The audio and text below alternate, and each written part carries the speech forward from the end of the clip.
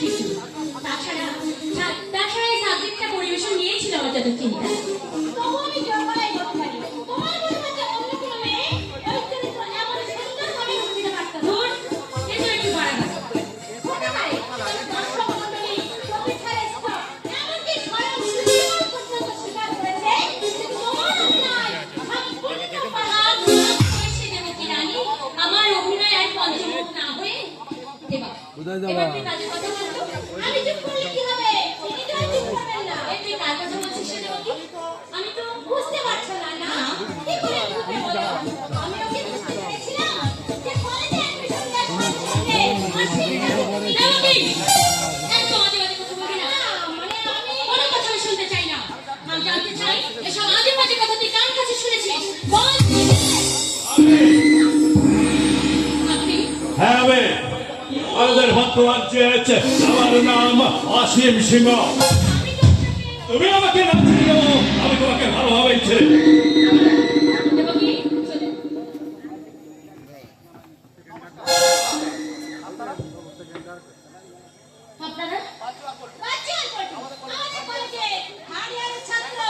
আপনারা এরা আমার সঙ্গে এরা এসেছে আপনাকে শুভেচ্ছা জানাতে, সেই সঙ্গে আপনার সঙ্গে পরিচয় করতে।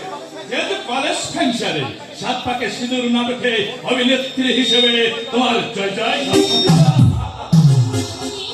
আমার ভীষণ মাথা ধরছে, আমি চললাম। আরে না না না না না না না না, যাবে কি পল্টু দুটো ট্যাবলেট নিয়ে তো। ধন্যবাদ, তার আর কোনো প্রয়োজন নেই, এমনিতেই সেরে যাবে। আসলে দিন সুশাল আমাদের ঠিক লাইক করছে না গুরু।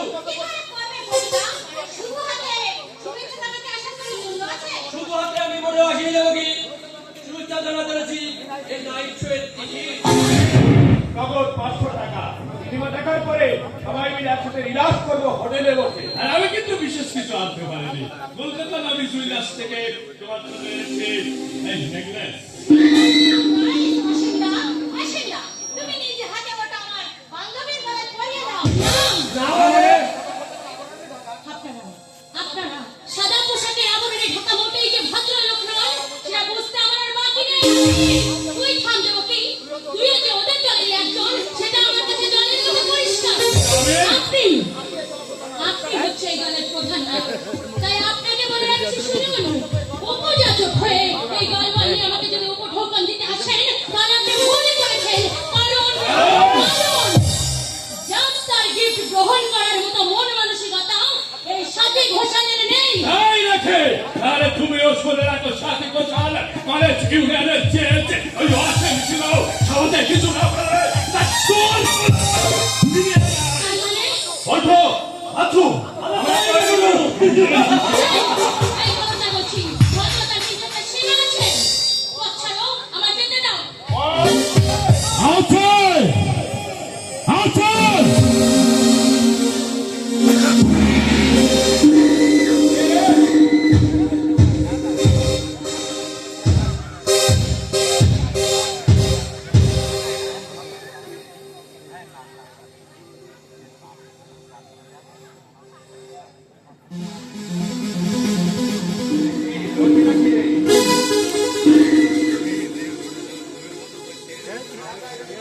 দাদা চলে যা।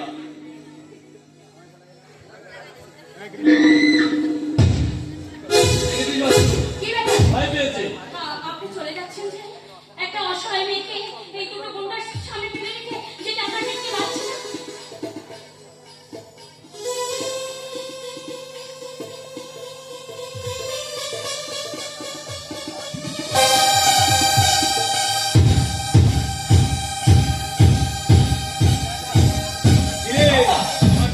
লড়বি নাকি রে?